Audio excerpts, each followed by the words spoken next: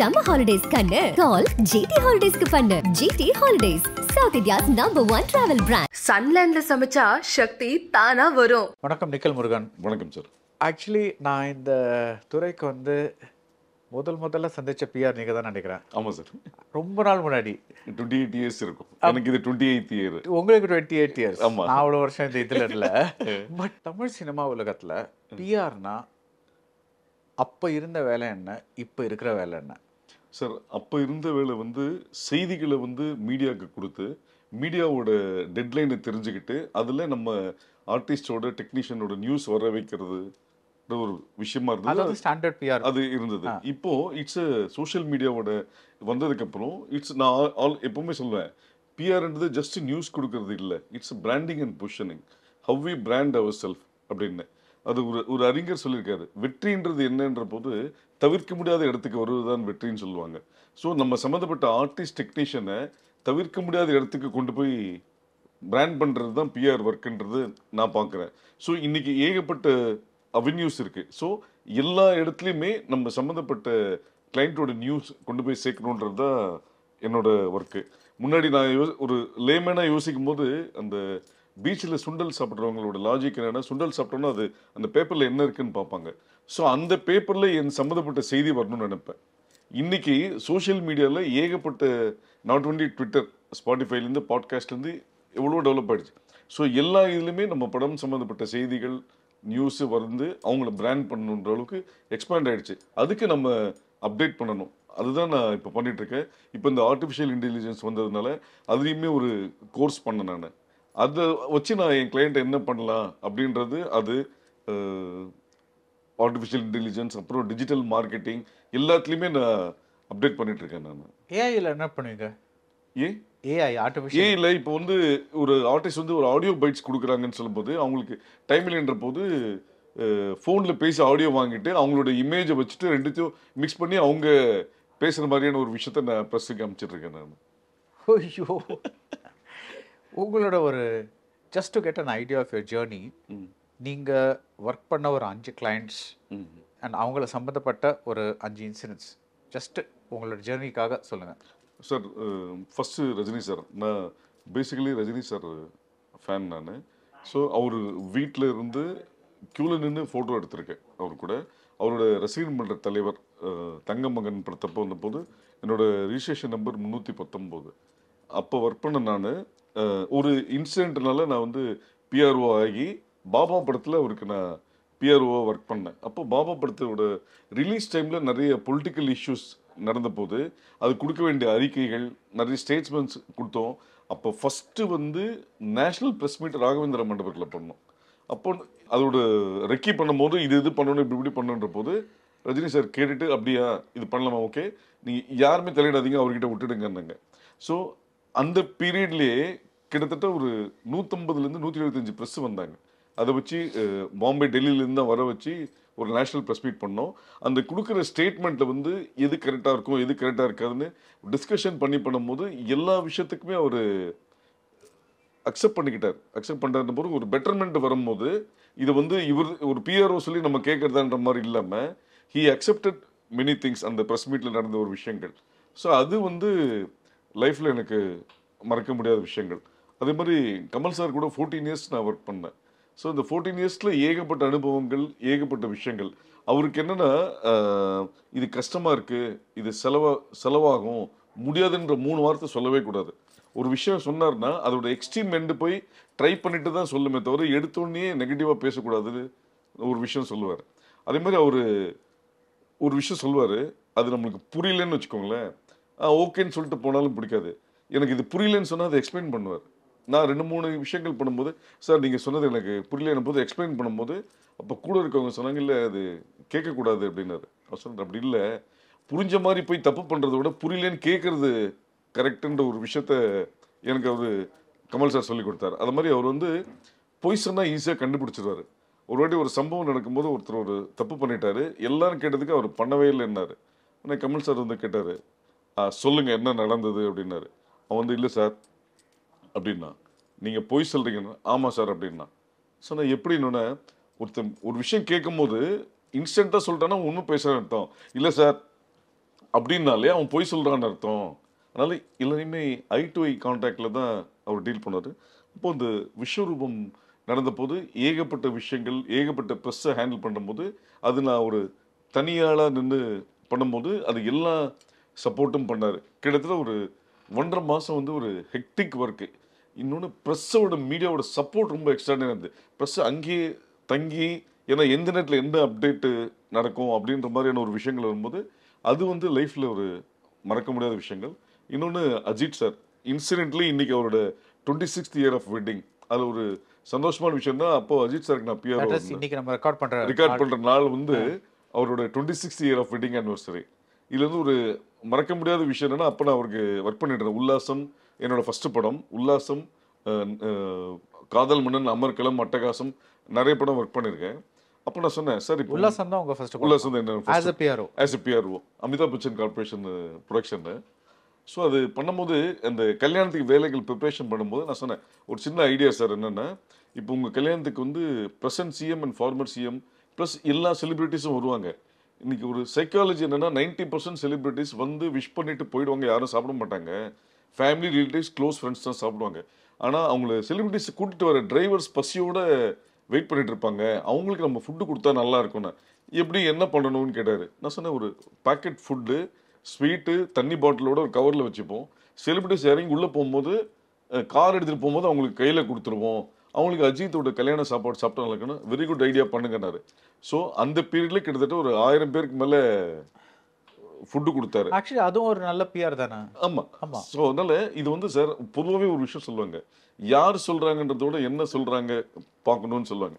அது மாதிரி நான் ஒர்க் பண்ண நிறைய கிளைண்ட்ஸ் வந்து நம்ம சொல்கிற விஷயங்கள் ஒரு இவர் தான் சொல்கிறாருன்னு இல்லாமல் நிறைய விஷயங்கள் எடுத்துக்கிட்டதுனால என்னோட ஜேர்னி ஈஸியாச்சு. நானும் அப்டேட் வந்து அடுத்த கட்டத்துக்கு நான் போயிட்டு இருந்தேன் நான். ரைட்.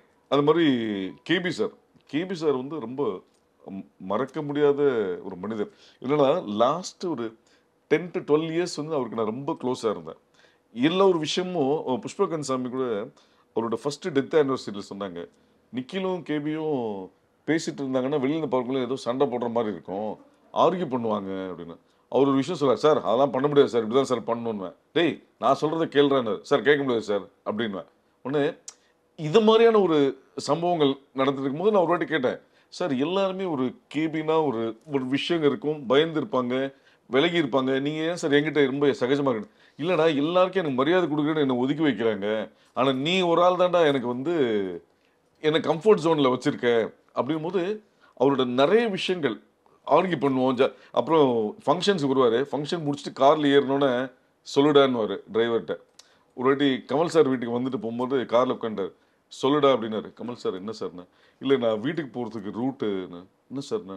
இல்லை அவன் தான் சொல்லுவான் டிரைவர்கிட்ட, இந்த ஸ்ட்ரெயிட்டாக போய் லெஃப்ட்டு ரைட்டில் போனோன்னு அவன் தான் சொல்லுவான் அப்படின்னோடனே கமல் சார் திரும்பி பார்த்தா நான் நின்றுட்டு இருந்தேன். ஒன்று என்னன்னா, இல்லை எனக்கு ரூட்டு தெரியாது, என் டிரைவருக்கும் ரூட்டு தெரியாது, நிக்கில் தான் சொல்லுவான் அப்படின்னு கமல் சார்ட்டே இவர் சொன்னார். ஸோ அந்தளவுக்கு ரொம்ப ஒரு ஜாலியான ஒரு லவ்வபுளான ஆள்.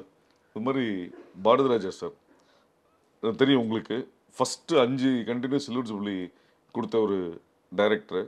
அவருமே இப்போ லாஸ்ட் ஒரு 20 இயர்ஸாக அவர் கூட நெருக்கமான பழக்கம். ரொம்ப ஒரு அற்புதமான மனிதர்.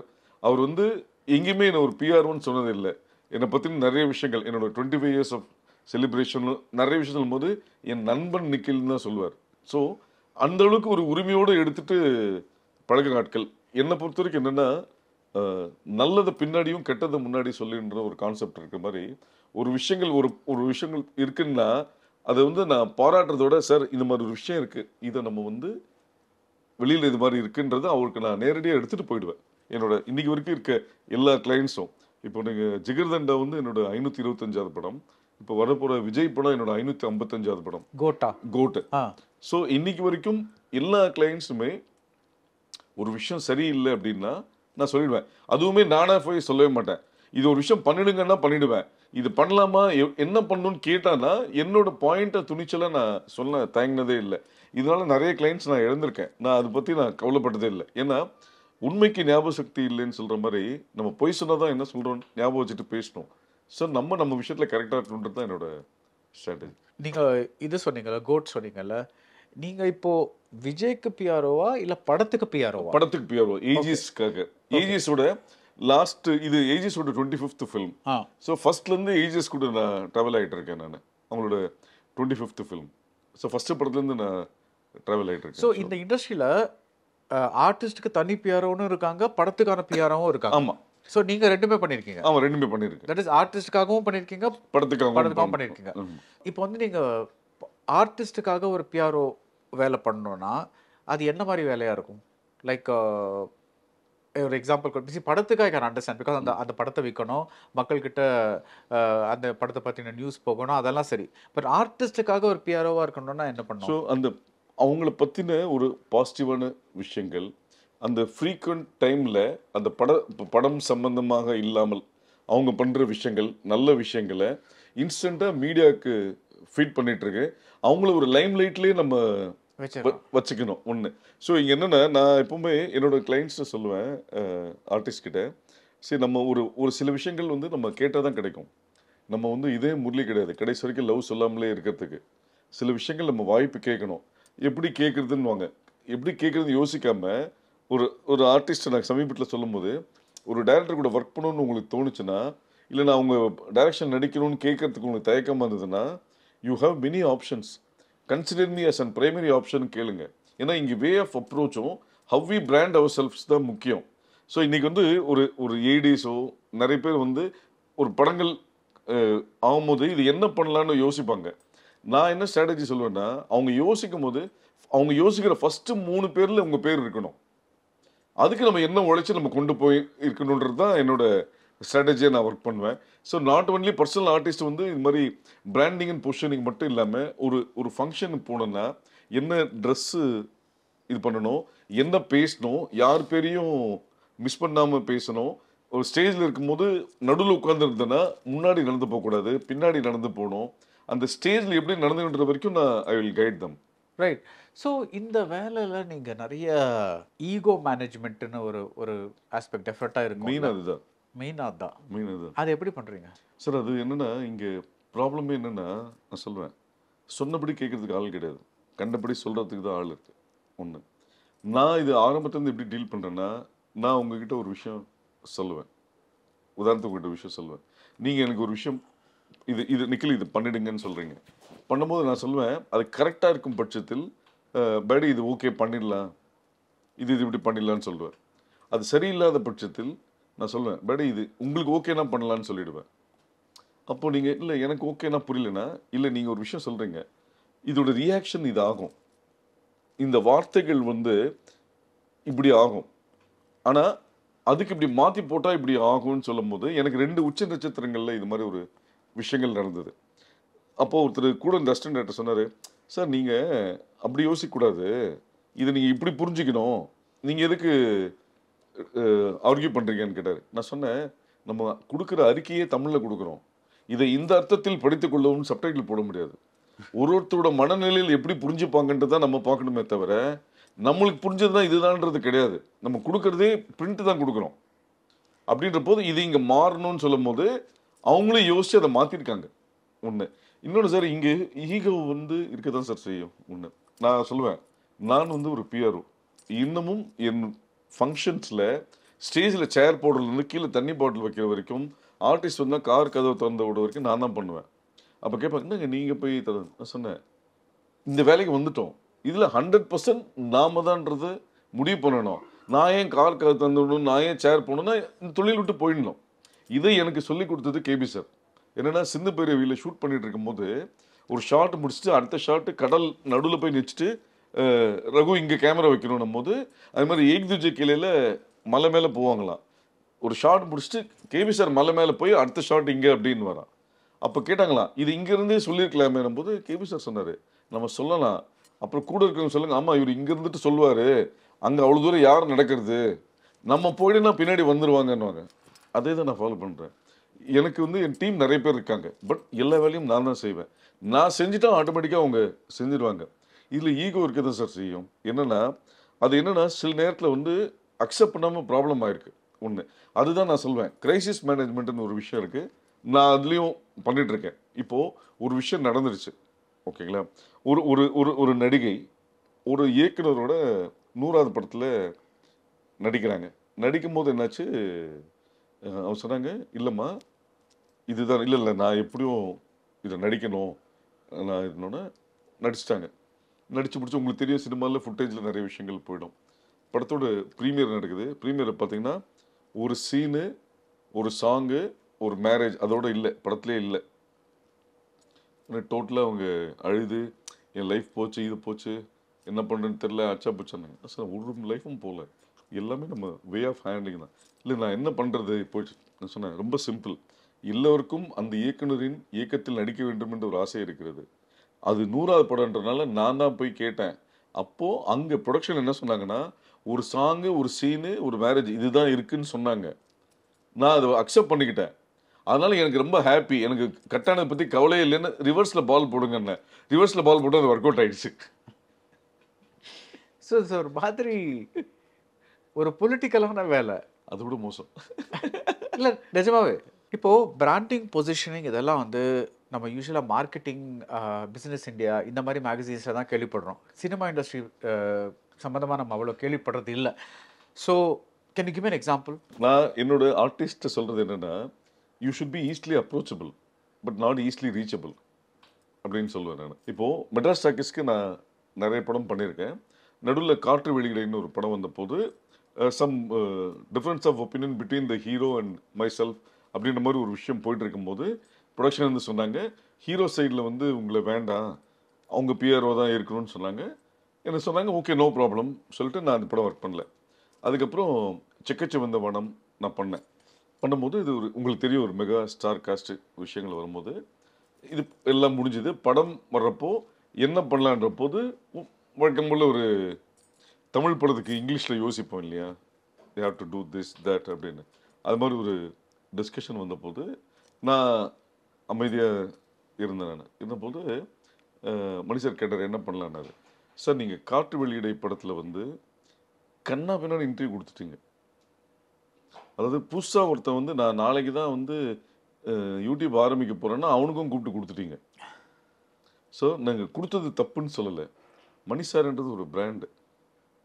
அவர் யார்கிட்ட எப்போ பேசுவார்னு இருக்கணும், அவர் பேசுவாருன்ற மாதிரி இருக்கக்கூடாது. பொதுவாகவே நான் எல்லார்ட்டையும் சொல்கிற விஷயம்னா, யார் வேணால் வந்து நம்மளுக்கு கை கொடுக்கலாம், யாரும் தோளில் கை போட்டுறக்கூடாது.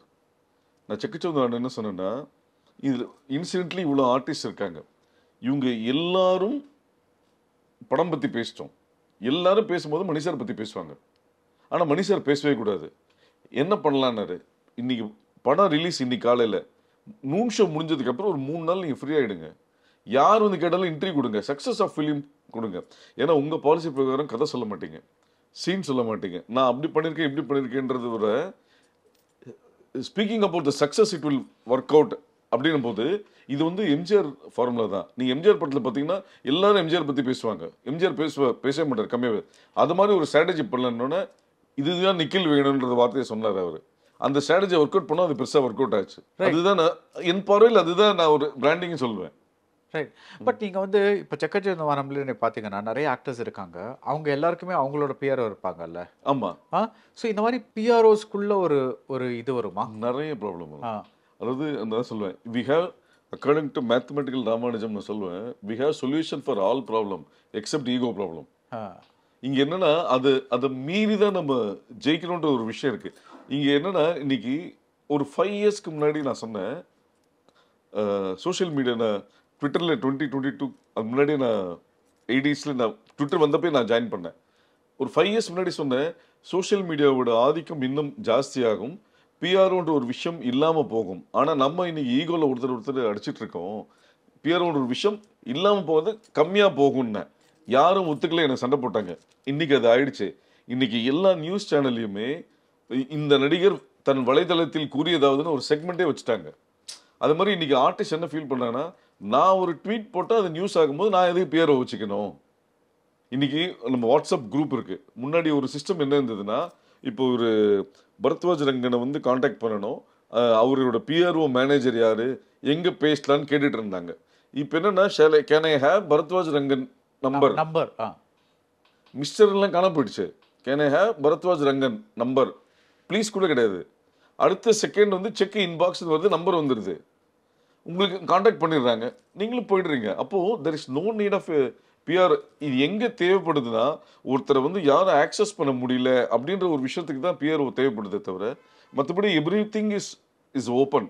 இன்னைக்கு இன்னும் இந்த நிலைமை இன்னும் மோசமாகும். இன்னைக்கு வந்து இப்போ வந்து என்னோட நேற்று ஒரு ப்ரொடியூசர் பேசும்போது இந்த கில்லி வந்து செகண்ட் ரிலீஸ்ல 10 crores கலெக்ஷன் ஆயிருக்கு.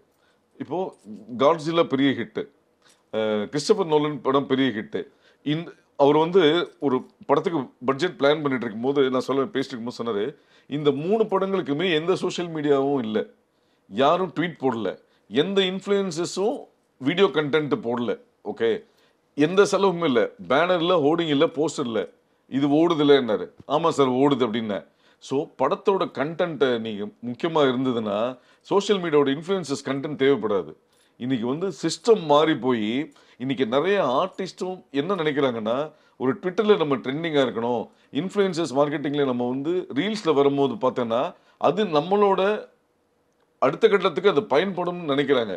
அது இல்லைன்ற மாற்று கருத்து கிடையாது. ஆனால் அது it cannot give you impact. இன்னைக்கு நிறைய நட்சத்திரங்களுக்கு பார்த்தீங்கன்னா அவங்களோட ட்விட்டர்ல எல்லாம் பார்த்தீங்கன்னா 5 மில்லியன் 10 மில்லியன் ஃபாலோவர்ஸ் இருக்கு.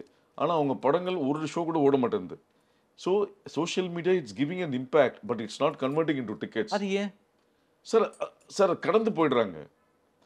அது வந்து சார் தான் சொன்னேன், ஒரு ஹீரோ சமீபத்தில் நடித்த படம் அவருக்கு 10 மில்லியன் ஃபாலோவர்ஸ் இருக்கு. ஆனால் அந்த படமே 10 ஷோ கூட ஓடல. ஸோ அவங்க ஃபாலோவர்ஸே அந்த படம் பார்க்கலையே, பார்க்க விரும்பல. சார் இன்னைக்கு வந்து சிஸ்டம் எப்படி ஆயிடுச்சுன்னா, என் பார்வையிலே நான் இது பண்ணும்போது நான் வந்து கிட்டத்தட்ட ஒரு 10 இயர்ஸ் முன்னாடி அந்த 1 minute ஷார்ட்ஸ் வீடியோக்கெல்லாம் முன்னாடி அந்த ஒரு கிட்டத்தட்ட ஒரு 1000 ப்ரீபெய்டு கிடைக்க நான் ஏறி இறங்கினேன். ஒரு நாளைக்கு எவ்வளோ ப்ரீபெய்டு வாங்குறாங்க, யார் வாங்குறாங்கன்னு போது 18 ரூபா 28 ரூபாய்க்கு தான் வாங்குறாங்க. யார் வாங்குறன்னு பார்த்தா ஸ்கூல் பசங்க, அப்புறம் இந்த கம்பெனியில் வேலை பார்ப்பாங்கல்ல, இந்த ஸ்டிச்சிங் பண்ணுறவங்க, அவங்க வாங்குறாங்க அந்த ஷேர் அவுட்டை ஏறதுக்கு முன்னாடி. அப்போது 18 ரூபாய்க்கு 28 ரூபாய்க்கு வாங்குறவங்களுக்கு நெட் பேக் இவ்வளோ தான் இருக்குது.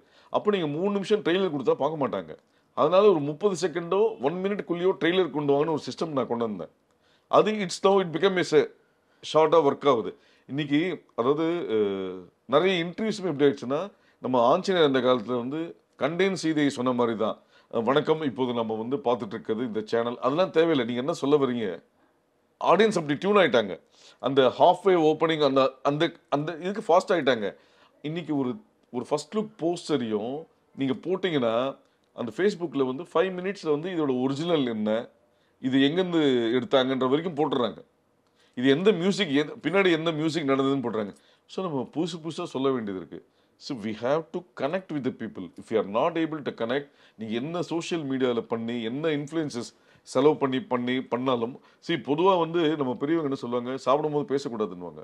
ஆனால் இன்னைக்கு சாப்பிட்டுட்டே பேசுகிற சோஷியல் மீடியா இன்டர்வியூஸ் ஜாஸ்தி ஆகிடுச்சு. எல்லாருக்கும் அது இருக்காங்க. பட் அது வந்து இன்னும் அது டிக்கெட்டாக கன்வெர்ட் ஆகாதுன்றதே நிறைய பேருக்கு புரியல. இது வந்து சம்மந்தப்பட்ட இன்ஃப்ளூயன்ஸுக்கு தான் பயன்படுதே தவிர it's not useful for the films. Right. நான் அவங்களுக்கு யாருமே அவங்க பண்ணுறாங்களே, இன்னைக்கு இருக்க டெக்னாலஜி அட்வான்ஸ்மெண்ட்டில் their making use of it. So இன்றைக்கி வந்து ஒரு நடிகரோட படம் ஒன்று சமீபத்தில் ரிலீஸ் ஆச்சு.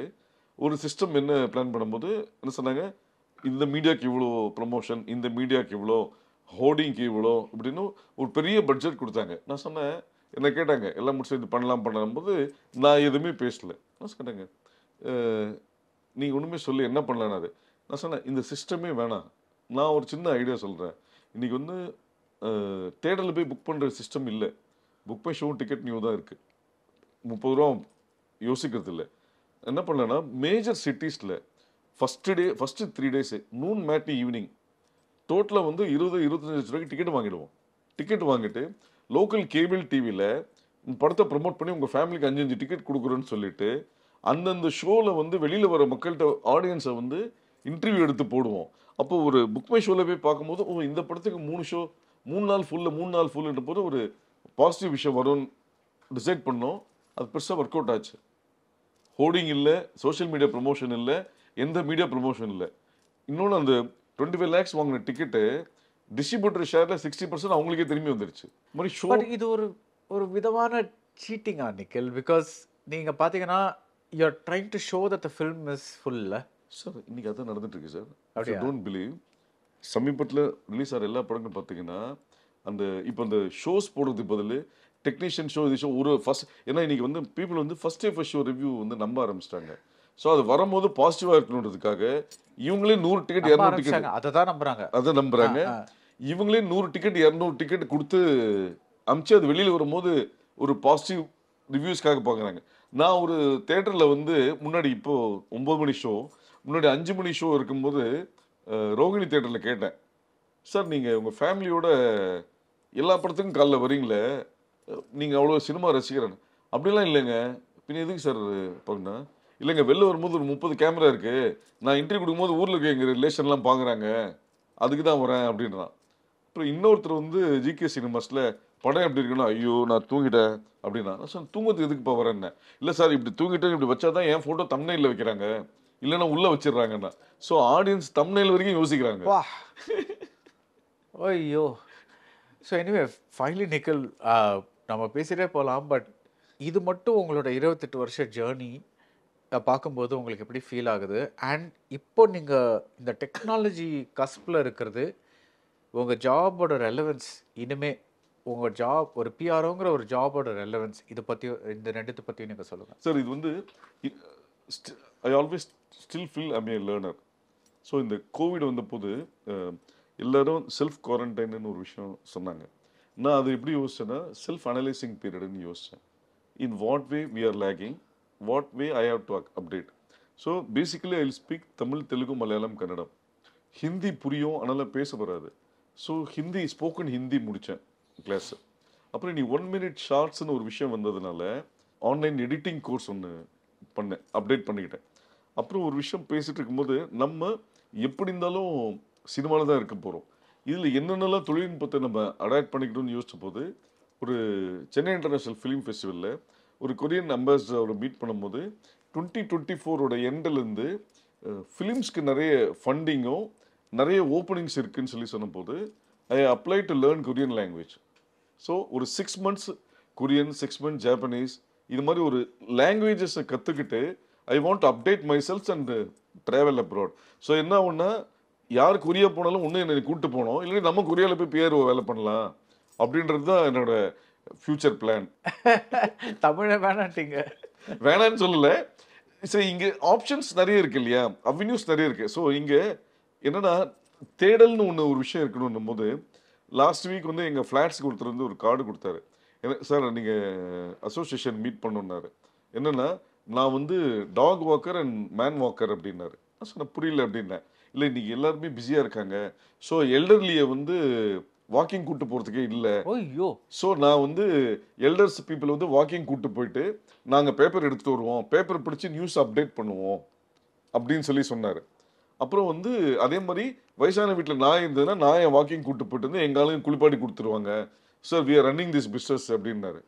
ஸோ நான் தான் சொன்னேன், இன்னைக்கு எல்லாத்துக்குமே இடம் இருக்கு, யாரும் மெனக்கிடல, நம்ம எல்லாரும் யோசிக்கிறத விட டிஃப்ரெண்டாக யோசிக்கணும் அப்படின்ற போது இது புதுசாக இருந்தது. இதை நான் வந்து ஒரே ஒரு விஷயம் பதிவு பண்ண ஆரம்பிக்கிறேன். நான் வந்து என்னோட பேசிக்கான இன்ஸ்பிரேஷன் பார்த்தீங்கன்னா நான் குப்பை தொட்டியை தான் நான் எப்போவுமே எங்கே குப்பை தொட்டி பார்த்தாலும் நான் அதை ஃபீல் பண்ணுவேன். அதுதான் என்னோட பேசிக் இன்ஸ்பிரேஷன். அதாவது குப்பை தொட்டி எப்படிங்க இன்ஸ்பிரேஷனாக இருக்கணும், எனக்கு இவர் இன்ஸ்பிரேஷன் அவர் இன்ஸ்பிரேஷன் சொல்லும் போது நீங்கள் ஏன் சார் குப்பை தொட்டி இருக்கும்போது நான் சொன்னேன் குப்பை தொட்டியும் ஃப்ளைட்டு தாங்க எனக்கு இன்ஸ்பிரேஷன். ஏன்னாங்க குப்பை தொட்டின்றது நம்ம தேவையில்லாத விஷயங்களை வீட்டில் கொட்டி வீட்டிலேருந்து கொட்டி குப்பை தொட்டியில் கொண்டு வந்து கொடுக்குறாங்க. நான் ஒரு வாட்டி குப்பை தொட்டியில் பார்க்கும்போது ஒரு ஆள் வந்து எல்லாத்தையும் எடுத்து பிளாஸ்டிக் எடுத்துகிட்டு போனார், ஒருத்தர் பேப்பர் எடுத்துகிட்டு போனார், இன்னொருத்தர் இரும்பு எடுத்துகிட்டு போனார். நாய் வந்து சாப்பிட்டு போச்சு. வேணான்னு சொல்கிற குப்பை தொட்டியே 5 பேருக்கு லைஃப் கொடுக்கும்போது நாம ஏன் வந்து மாற்றி யோசிக்கக்கூடாதுன்னு எனக்கு குப்பை தொட்டி சொல்லி கொடுத்தது. அப்புறம் ஃப்ளைட்டில் போகிறோம், நம்ம பெல்ட்டை மாட்ட சொல்கிறாங்க, ஃப்ளைட் டேக் ஆஃப் ஆகுது, எல்லாரும் சீட்டில் உட்காரும்போது ஃப்ளைட் போய் ஒரு ரன்வே போகும்போது ஒரு இடத்துல ரன்வே முடியுதுன்னு ஃப்ளைட் நிற்கல, ரன்வேலேருந்து தான் டேக் ஆஃப் ஆகுது. ஸோ நம்மளை யாராவது நீ அவ்வளோதான் உனக்கு காலி பண்ணுற இதோட முடிஞ்சதுன்னு நினைக்கும் போது நம்ம அங்கேருந்து தான் பறக்க ஆரம்பிக்கிறோம் அப்படின்றது எனக்கு ஒரு ஃப்ளைட் ட்ராவலும் குப்பை தொட்டியும் தான் எனக்கு லைஃப்பில் பெரிய இன்ஸ்பிரேஷனாக இன்றைக்கி வரைக்கும் இருந்துகிட்ருக்கு. இப்போ நிக்கில், நீங்கள் பிஆர்ஓ தொழில் விட்டால் சினிமாவுக்கு டயலாக் எழுதலாம் நிக்கில். இப்படி சொல்கிறீங்க நீங்கள், சாதாரணமாக சொல்ல வேண்டிய விஷயத்த நல்லா இப்படி ஒரு பஞ்சோட சொல்கிறீங்க. But anyway it's been great working with you Nikhil, and hopefully many more years, and உங்கள் journey 28 years, congratulations, and hopefully many more years. Thank you. Thank you. Finally நீங்கள் இந்த இன்டர்வியூ ஆரம்பிக்கும் போது சொன்னீங்க நீங்கள் சந்தித்த முதல் ஜேர்னலிஸ்ட் பிஆர்ஓ நான் தான் சொன்னீங்க. ஸோ உங்களை ஆரம்பத்திலேருந்து ஸோ பரத்வாஜ் ரங்கன் ஒருத்தர் வந்திருக்காரு, இந்த இதில் இருக்கார், அவர் என்னென்ன பண்ணுவார், அவர் வந்து ஒரு விஷயம் கேட்குறாரு போது அவருக்கு அது டெட்லைன் என்ன அப்படின்னு வந்து அது குறிப்பறிஞ்சு செயல்படுறது தான் பிஆர் ஒர்க்குன்றது நான் ஃபீல் பண்ணுறேன். ஸோ அதை நான் இன்னைக்கு தொடர்ந்து பண்ணுறதுக்கு media is giving me a support. So அந்த பரத்வாஜ் ரங்கன் வந்து என்ன இன்டர்வியூ பண்ணது நான் தான் I'll be grateful happy. Thank you so much. Thank you. Summer holidays kannu call GT Holidays ku pannu. GT Holidays, South India's #1 travel brand. சன்லேண்ட்ல சமைச்சா சக்தி தானா வரும்.